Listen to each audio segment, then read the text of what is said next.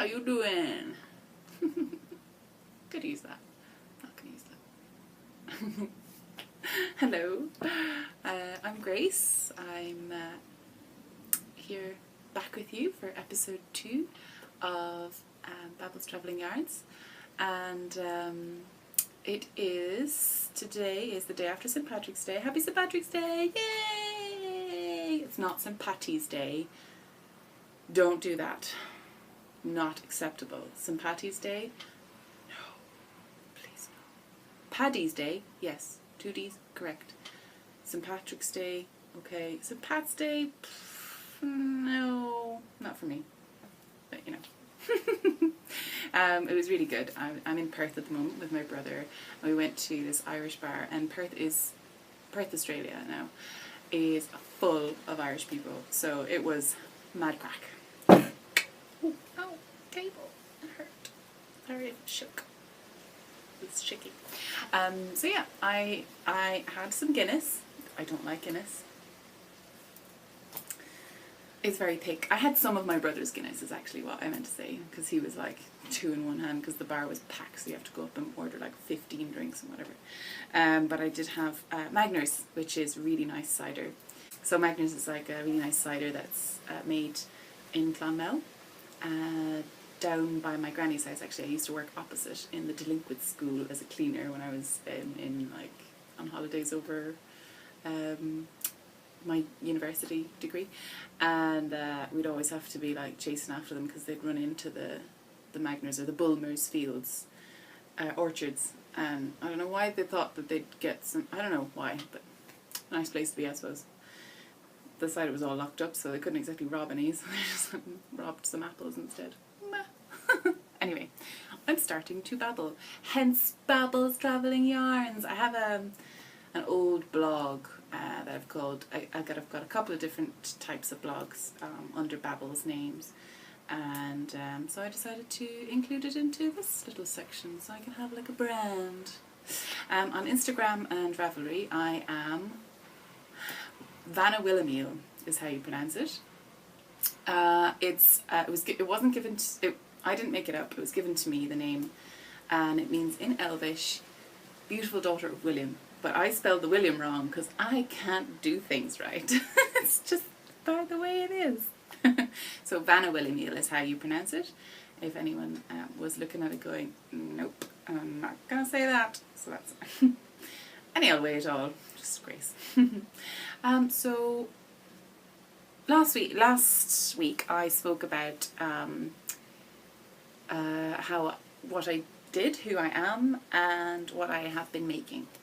And this week I'm going to start on my actual travelling, so you'll be able to, I don't know if anyone's interested, but I'm going to talk about my travelling in Singapore, through Malaysia and up into Thailand. So there's quite a lot, so hopefully we'll get through this okay. So I arrived in Singapore on the 30th of December 2015, yes. And I was knitting on the plane, I was knitting on the train into Singapore, I was knitting all over the shop, and when I was knitting on the plane it was lovely, like the air hostesses were coming over to me, I was like, oh lovely. They didn't have time, obviously there were so many people, but it was really, really nice. And I was speaking to a lady next to me and she was saying, oh, I used to knit, why don't I knit anymore? I was like, yeah, why don't you knit anymore? Knit, lady. So it was really nice. And then I was in the train and I was knitting away and I suddenly got this feeling like, oh my God, like I've never been somewhere where as a white person I have been a minority. Never. Because I'm Irish and I lived in Europe and travelled around Europe. I went to like the US. I suppose no, I did go to Uruguay and I went to South America, which yeah, was definitely a minority there. It was such an interesting feeling, you know, when you're in one specific area all your life and you don't even think about it, and then suddenly you show up on a train and it's like there's one other white person all the way down the other end of the train and everyone else is Asian. They're like a gigantic mix of all Southeast Asia, Chinese, Japanese, Indian, everyone. Do you know? And it was just amazing to see maybe I'm just really ignorant, but it was just really, I loved it. I was really, really enjoying it. And it was, of course, like a novelty for me because I've just shown up there, rocked up off the boat, fresh off the plane. And yeah, I was knitting there anyway, knitting away. And this lady comes up, well, she was sitting beside me, she was like talking blah, blah, blah, blah. I don't know what language it was. But she turned around and she was with her daughter, and her daughter was like, oh, so lovely. And I looked up and I was like, oh, thank you very much. And the mother started speaking, and the official language of Singapore is English. Thank the Lord. You know, thank God. So, yeah, she was talking to me, and we were just talking. She was like, oh, I used to knit. Do you remember I used to knit? And the daughter was like, yeah, you used to knit. Why don't you knit anymore? No, I don't need to. And yeah, they don't need to. Like, you can just buy everything nowadays. And I was knitting my first pair of socks, the Mina's 2-time pair of socks that I showed you last episode. And it was just really nice to just get chatting with her. And then I booked into my hostel. I was on Arab Street. Oh my gosh. So it has all of the fabric you could ever want. Like beautiful, beautiful fabric. And I didn't feel like I could buy any because I had just arrived and I was going to be traveling for 2 months. But there was so much yarn. Like, not yarn. There was so much beautiful fabric. So I travelled around, I saw like all the typical Singapore things. I saw Raffles Hotel, which wasn't that impressive. I was like, whatever. And you're supposed to have a Singapore sling cocktail in Raffles Hotel, and I was like, that is far too expensive. I've got a long time to spend here. But I did pay like £15 to go up the Silver Sands Hotel and look out over the Marina Bay. It's the Marina Bay Sands, not Silver Sands, Marina Bay Sands. And it was gorgeous, really, really pretty. You could look down into the gardens by the bay, which is a beautiful city garden which lights up at night. Stunning. Singapore is stunning is the word for it. I'll stop leaning on the table, it's very shaky. No shaking, no earthquakes. Singapore is absolutely beautiful, and they have yarn shops. Not many, but some, and like with actual sock yarn. So I was excited to see that because most places that I'd actually seen anywhere, any kind of yarn shop, yarny selling place, they didn't really have that much sock yarn. Everyone always goes on about sock yarn, fingering weight, you know, it's just so beautiful. It's like the thing. And so, yeah, this one shop in Ang Mo Kio Town Centre, Elsie's department store.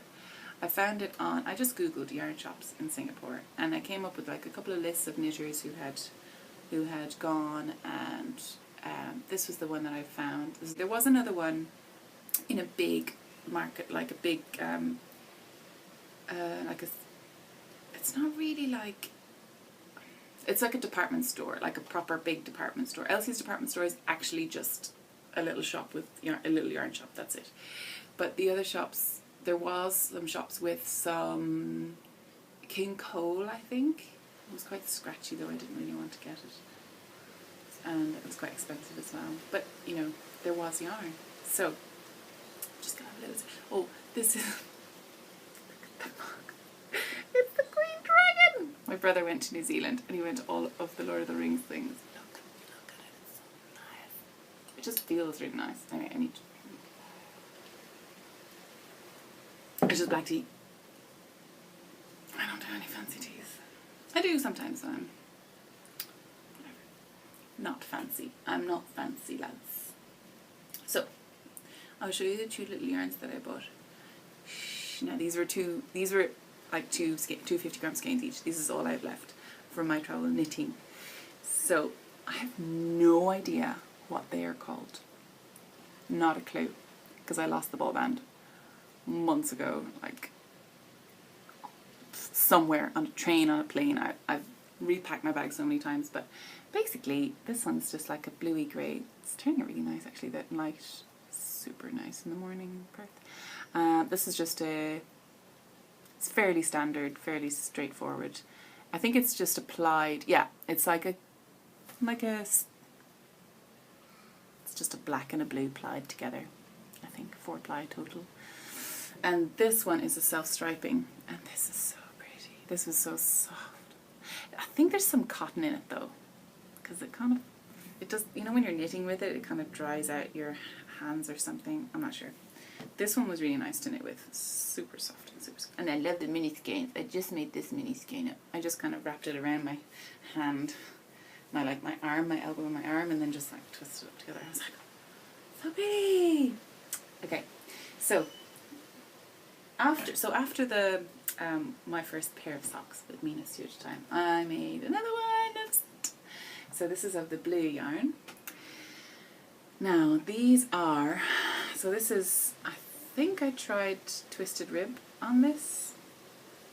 I'm not certain. But I knit these all the way up through Malaysia on the bus and into Thailand, and the foot is so long. Look how long it is. I've given it to my brother, but he's only tried them on, so I don't feel weird smelling it. But there's so many mistakes. I mean, I don't think this is a mistake. I think this is just me being really bad at tightening up, keeping my stitches tight or something. Look at those holes. And wait for this. Oh, just wait. Now, this is because I was, at the time, crossing a lake in a long tail boat. And that's why this Kitchener stitch is so horrific. Look how cute it is. I just sewed it up. We didn't have access to the YouTube Kitchener stitch video. Look at it. It's so terrible. I think it's like an attempt. I don't know. Whatever. It's fine. So I did 2 of them, in case you're wondering. And I don't have sock blockers, and they were wrapped up, mushed up in my bag for ages, so they're not pretty. But they're my second socks. And I was originally actually making these for James, my boyfriend. But then I realised I had nothing made for my brother. I was going to be staying with him for 2 months, so I gave them to him. But I've got plans for James' socks. I'm going to knit you socks, James. Promise. 100% promise. And the rate I'm going, it's great. So these are really, really nice. They're just a wrap and turn heel, exactly the same as Mina's 2-time pattern. And so I started knitting these as I was going through Malaysia. We first stopped off in Malacca, which is a tiny little, well, it's like a village, it's like a seaside town. And we went up to Kuala Lumpur, and so there's just so much to do in Kuala Lumpur. God, it was gorgeous. And we went to see the Batu Caves, which is like gigantic limestone caves. You know those typical images of Southeast Asia you get, where there's like flat land and then these giant pinnacles of mountains, which seem impossible. It's because it's limestone in a really soft rock that's been worn down over years, thousands and millions of years. So this cave was millions and millions of years old, and the Hindu religion has taken it over, and it is basically you have to like wear sarongs. They rent you a sarong whatever to go up, and you climb all these hundreds of steps, and there's giant statues everywhere, and there's inside I think they were redoing it because it was like the most unsafe working conditions I've ever seen in my life so far on this trip. I've seen worse now. But yeah, you get the feeling that this natural cave, they've gone in and like poured loads of concrete and painted loads of stuff on the walls. It's not so natural anymore. I mean, it's holy, but not holy as in Mother Earth holy. You know what I mean? The cave was just so impressive. Absolutely gorgeous. I'll post some pictures as I'm talking about it. And then, oh yeah, it was like, because the heat, it's just so wet and hot and sticky and just really intense. It's like, I can't explain it if someone hasn't experienced like 40 degrees humidity. It's just incomprehensible. So a lot of the time we were being carted around in minibuses and stuff because I joined a tour at that stage. So I met a couple of people on this tour. One of them was a lady called Mary Jo, who is so lovely. She's a French lady who lives in Perth, and I haven't met up with her yet. I must meet up with her. I will. She's so nice. But she was saying, "Oh, I used to knit." Everybody has, used to knit. Everyone seems to have learned how to knit. Do you find that? Everyone seems to have learned how to knit and then just stopped, or they knit when they had children and then stopped. I don't know. Maybe I'll stop. I don't know. Hopefully not, because I love it. I'm addicted. And she couldn't. She was like, she was blown away by my stripy, like self-striping sock yarn from my previous socks.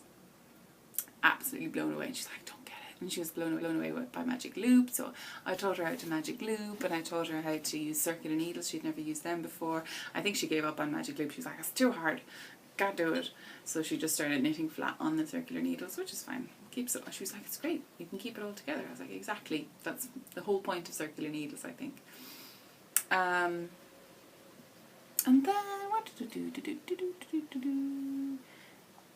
Oh yes. So I was going to talk about why I do 2 at a time. And I started off, my first ever pair of socks were 2 at a time. Cuff down socks. And I do that because I know for a solid fact that I would be a second sock syndrome sufferer. Everybody I ever told about second sock syndrome absolutely wet themselves. They thought that was absolutely hilarious. I was like, "It's serious. Stop laughing. It's a serious problem." Oh my gosh, rude. But yeah, they couldn't understand how I was knitting 2 at a time. They were like, "What? Don't the yarns get tangled?" I was like, "Yes, I know." But Mina of the Knitting Expat podcast has a brilliant little video explaining how she manages the yarn. You know what I'm saying? Anyway. So oh yes, so in Kuala Lumpur there was we went to the mosque, and it was really, you had to put on all of the the hijab and the abaya and everything to go in. They give it to you for free. I was so hot in it, like the sweat was running down, and I was talking to this lady about Islam, and she was like, "Oh my gosh, you look really, really hot. Here, sit down." She gave me free water, and she was chatting just about her religion and stuff. And, it's interesting. Very interesting. But, I'm whatever, everyone be nice to each other, and that's how I get on with things. So, yeah, I was just absolutely dying in the heat. So I thought, okay, I'm going to go to the Islamic Arts Museum just over the corner because I am hot, and there was air conditioning in there. And then I found this amazing display of tent covers, right? So men in Egypt specifically traditionally make these tent covers, and they're quilted. They're essentially appliqued. And the detail is just incredible. These and the colours that they use, it's just incredible. But I find it really interesting, the fact that only men used to do it. And only men are allowed to do it, but it's a dying art, unfortunately, because it's from the nomadic culture where people used to have these tents and they used to travel around and pop up the tent, and it used to be at the front section where you'd like kind of let it come out and prop it up with 2 sticks, and it would be like the shade where people would come and gather. And I thought that was just such a nice idea, that this quilt or this tent cover, this tent flap, was a space where people could gather and be together and, I don't know, have a nice cup of tea, They love them. They love tea. It was absolutely gorgeous. So after that, we got on a bus, a very windy bus, and I managed to keep knitting all the way up, and I got as far as the heel on these socks, actually. I think I started knitting in Malaysia. And we got to the Cameron Highlands. And the Cameron Highlands is a tea plantation. This isn't the tea from the tea plantation. I didn't buy any because I thought I had no room. I regret it now. I really, really wish I did, actually. It was all loose leaf tea.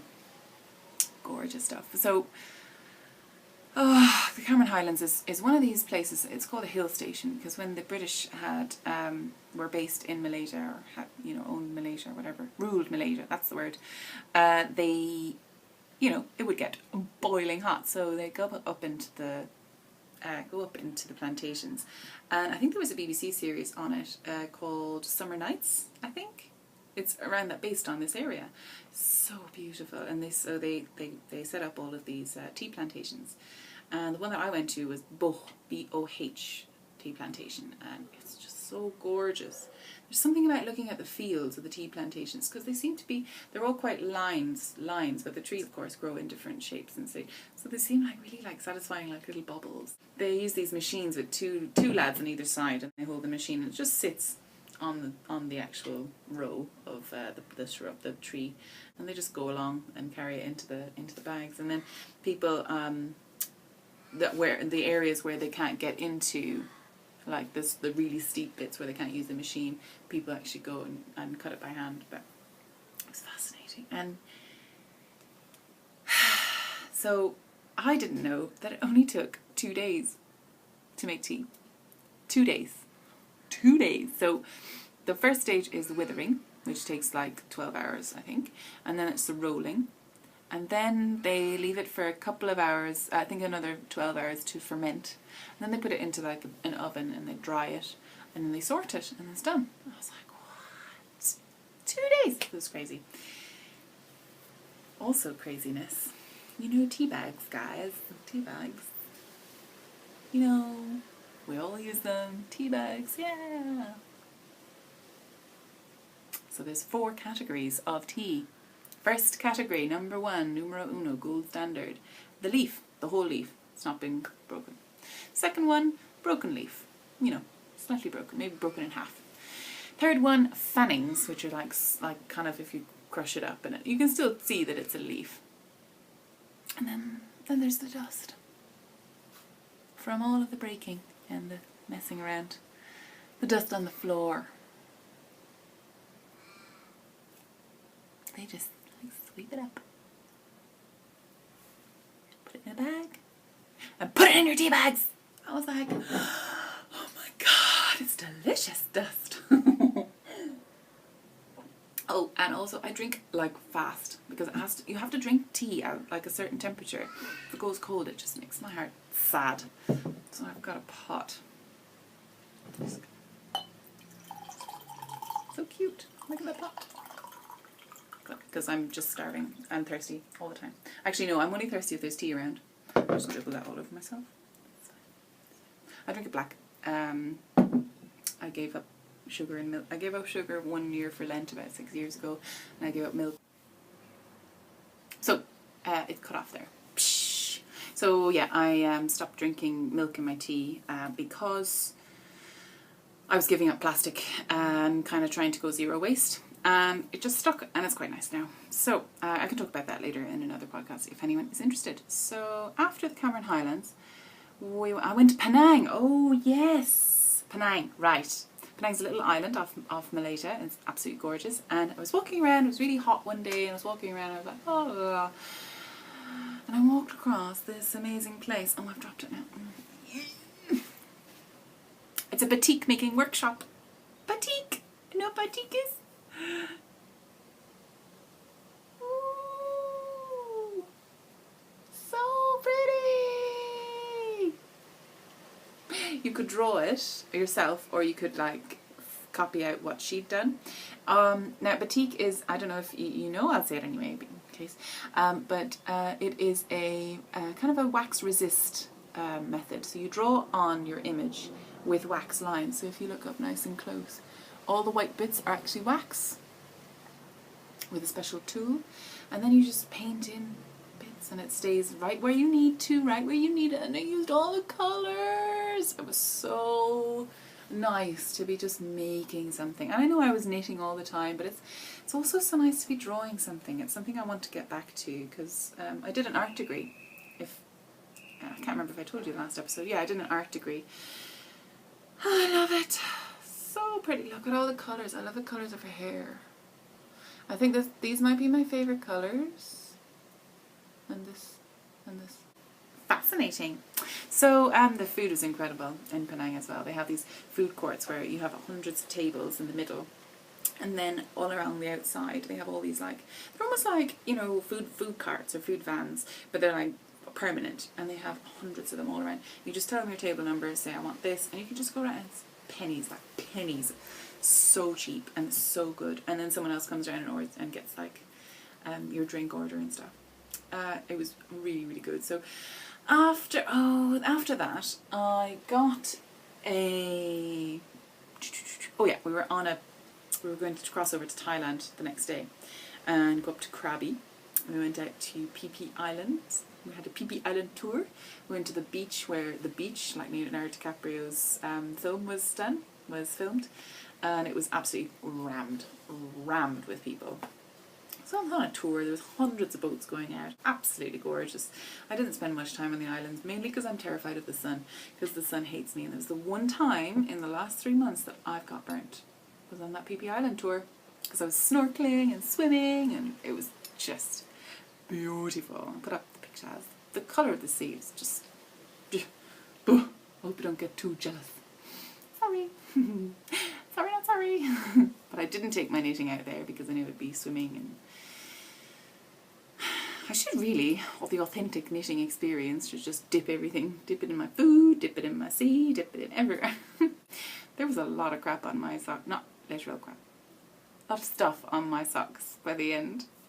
Just because I took them everywhere, you know. My travelling socks. And then, the best part of Thailand, I think, was Khao National Park Lake, which was it wasn't old, it was actually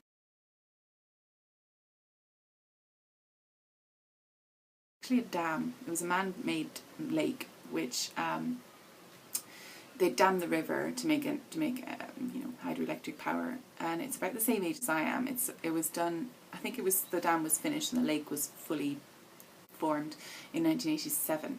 So all these villages that used to be in the actual valley, people now work on the lake, on those villages, and they just live on the boats, and they have these long tail boats, and oh my god, it was a bit sad because, you know, the government, but it's the same with every dam building place. You have to just kick people out and move them, you know, because people need electricity, people need stuff, so they say. So yes, it was absolutely gorgeous. We stayed in these bamboo huts, and like, when I say bamboo huts, I mean everything was made out of bamboo, which meant it floated, yeah, but the floor was made of bamboo, like strips of like bamboo, and I was like, I'm gonna go straight through this. I'm a large lady, like, I'm not wide enough, doesn't matter. There's a lot of me to love, and this is made for tiny Asian people.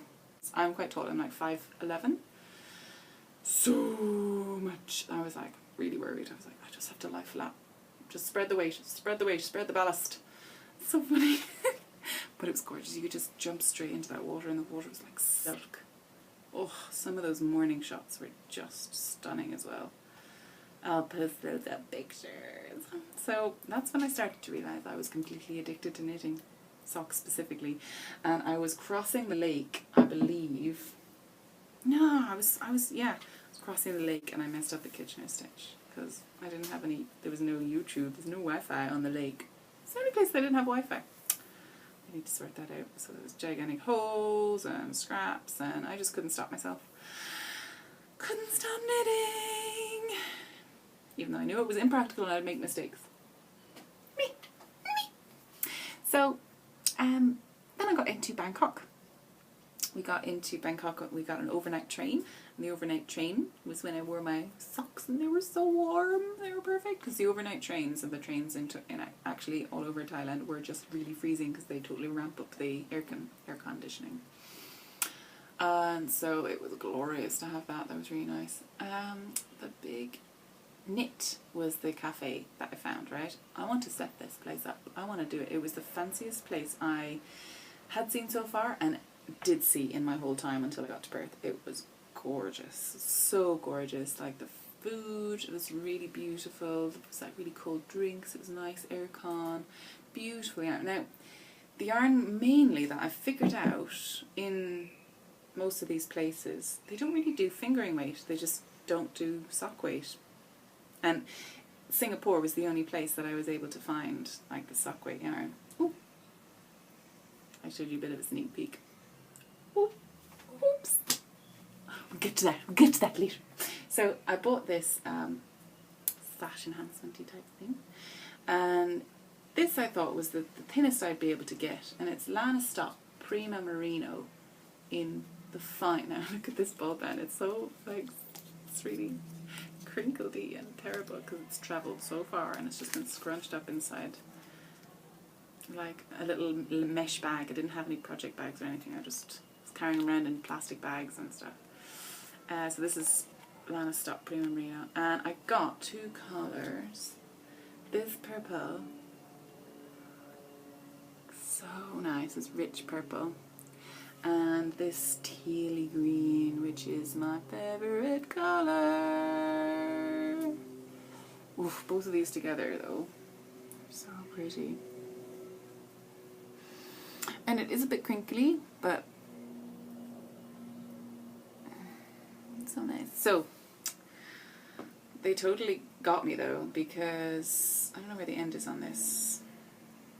I've yet to figure out how to sort this out into something that looks nice.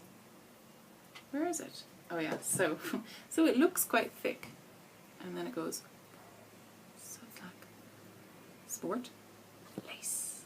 So that stuffed me up a little bit on the thing I made. Stew you. It was so pretty though, it was really nice. And yeah, so that was really nice. I bought that. And then I found this really, really nice market, like this big, gigantic market, which I was told sold wool. And I did see one place. Ooh, come back. Don't fall on me. Don't do this. Okay, I'll just move this way a little bit because it's a little bit more stable. So I was told they did wool, and I did see one place that did sell wool, but it wasn't. Like, it was like gigantic, like, boxes of wool that were all like vacuum packed in together. There was none out and on display, and I was like, can I see? And she was like, no. I was like, what? I think they were actually for machine knitting though. I think they looked cotton, and I'm just not a cotton knitter. It just kind of dries out my hands or something. There's something weird about it. Don't like it. No. I know now anyway. So yeah, and there was another place called the Pin Shop, which was in a big supermarket, a huge supermarket, which was really cool, but they didn't sell anything sock weight, which is all I wanted because I'm addicted to socks because I just can't stop. Somebody help me. No, don't help me, I'm fine. Helping myself. So Bangkok was incredible. It was different to the other cities that I'd been in. Singapore was just this more like the future of Western culture. It was the most futuristic, fancy, dancey, clean, gorgeous place I've ever been in, but just really like, I was shouted at for drinking water on the train. You can't drink or eat on the train in Singapore. So Kuala Lumpur was a little bit more like mad and really, really beautiful stuff. Really nice people, really interesting history. And then Bangkok was just mad. Just mad. So they have like loads of beautiful temples everywhere, you know, these Buddhist temples, absolutely everywhere. So Malaysia is a Muslim country, and Bangkok and Thailand is a Buddhist country. Buddhist country. And it was just fascinating to see the differences, and how actually there wasn't that many, completely, really. There was less, you know, Islam people, less women dressed up in the whole hijab and stuff, but everyone was still as lovely and nice. So, ticking my box. Lovely! So, I stayed on Khao Road. Now it's famous for, it's like where all the Westerners go, and there's like massive nightclubs. They spill out onto the street, and there's stuff for sale everywhere, and it's just insane. So yeah, there was like, you could like eat cockroaches and tarantulas if you wanted to spend a 20 pounds doing that. And I was like, nope, no thank you. I'll have some pad thai. Addicted to pad thai. Addicted. The best thing ever. So that was glorious. Went out to the floating market and saw the bridge over the River Kwai, which is from that film. Really funny though. So the bridge over the River Kwai, the film, the actual river that they built that bridge over and the story of that is not called the River Kwai. The River Kwai is like the next river along. But the guys making the film didn't fact check that. So instead, the Thailand government said, "Oh no, it's fine, guys. It's fine. We'll just call it that. We'll just call it that." So one is called Big Kwai and the other one's called Little Kwai because of a film. Because they wanted people to go see it. Tourism makes the world go round. Thought it was really funny.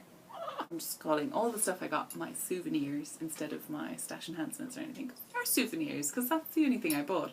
I wasn't gonna buy like stuff that I couldn't, that would just look at. Do you know what I mean? That I would just like, oh, here's an elephant. I'm just gonna sit. That's gonna be there, and I'll just look at it on my mantle. That's lovely too. But you know, socks and stuff. I'm like, I can use it and I'll remember it. Oh, another sneak peek. Okay, I'll show you these. Right. So when I left Bangkok, I went up to Chiang Mai. I got a train up to Chiang Mai, which is in northern Thailand, and it was so nice. So nice. It's the second biggest city. It's older than Bangkok by a certain amount, but I started my blueberry waffle socks. They're so pretty. Look. Oh, what's that? No, that's not a mistake. Thank God. And these are. This is this yarn that I bought in Singapore, and these actually took me a long time to finish, like a long time. These were started in northern Thailand, took me down through Laos, into Vietnam, and actually into Burma. I finished them in Burma. It's like a month. It took me a month to knit these. And I think it might have been the pattern that slowed me down, and also this is my first ever pair of heel flap and gusset socks, so it's not quite right. It kind of changes. I just decided to do it differently halfway through. So they took a long time, but I really do like. I think I decreased way too fast down here, way too fast. They're my first, so that's fine. They're so pretty though. I do absolutely love how these fit and how these feel, and I love doing the plain on the sole, and then the bubbledy on this side. And you know what my favourite thing is? I'll show you. Right? Can you see this? I love this. Isn't that nice? That squishy! So, yeah, I started these. So we'll just talk about the cuff. I just started twisted rib cuff, and then, yeah, up in Chiang Mai. And I went out to the Elephant Nature Park, which is the entire reason I wanted to go to Thailand, to be honest, is the Elephant Nature Park in northern Thailand. And it's run by this little lady called Lek, and her name means small. And she started off with 2 elephants in I think it was a field that she owned. And then she got donations from an American couple, and then from somebody from Germany, and just people started suddenly just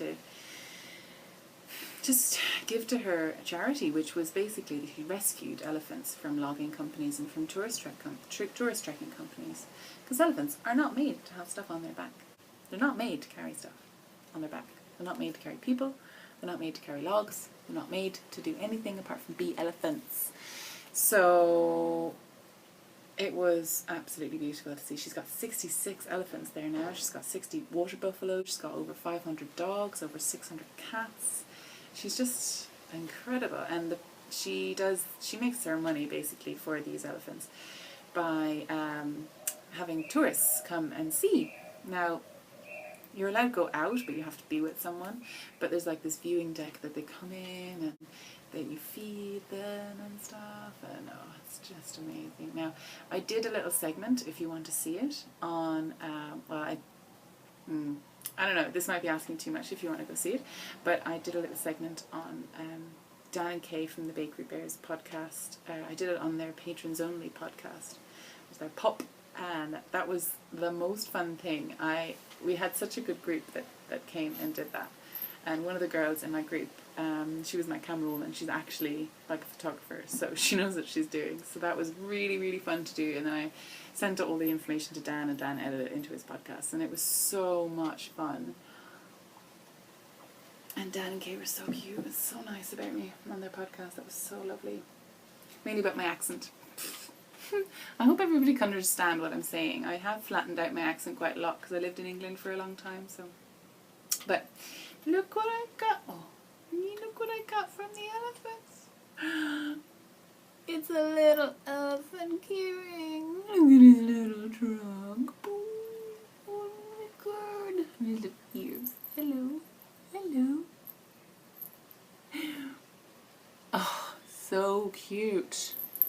So cute. They were all amazing. I felt like I had to get it. I couldn't leave it behind me. Sorry, tinkling. I could not leave that behind me, could I? No, I didn't think so. So adorable. So I did a cooking class as well in Chiang Mai, and that was amazing. So I know how to make all things now. Well, I have the book and I can recreate it, so that was really, really lovely. And what else? So I had to get across to Laos because I wanted to do something called the Gibbon Experience, which I'll talk about next episode. So I went across to Chiang Rai, and I found out that there's an amazing wool or kind of yarn shop in Chiang Rai. I was like, oh my god. So I stayed there for one night and I got these gorgeous colours. Now, to be honest, they're not for knitting, they're for crochet. Oh, but look. Oh. Now these are 100% acrylic. Do you know what? This one's so soft. This one's a lot harder. Now this one's a lot more, there's a much higher twist on it, and it is for crochet. But crochet makes such nice things as well. I have no idea how much is in here. All it says is 100 or 200 grams, 100% acrylic. But it feels like lace weight, They feel maybe less than lace weight. They're just cotton crochet thread, or not cotton, but they're acrylic crochet thread. I just love this color. Color is so pretty. So, yeah, I'll talk more about what I'm making with that in my next episode. My next episode is going to be talking about Laos and Vietnam. So, hopefully you'll join in and join me on that. Now, I just wanted to say a few thank yous for people who coped with me during my meltdown trying to upload the first video. Oh my gosh. It was so Marsha from the Very Little Twitch and Stitch podcast with Scilla helped me out quite a lot, sorting out just figuring out how to allow YouTube to allow me to post videos over 15 minutes, which you have to go in and request it on your thing. I didn't realise that. And I also have to thank Dan from Bakery Bears because he taught Marsha and then she taught me, so circular thanking. And Shannon from Soxcetra. Oh my gosh, Shannon.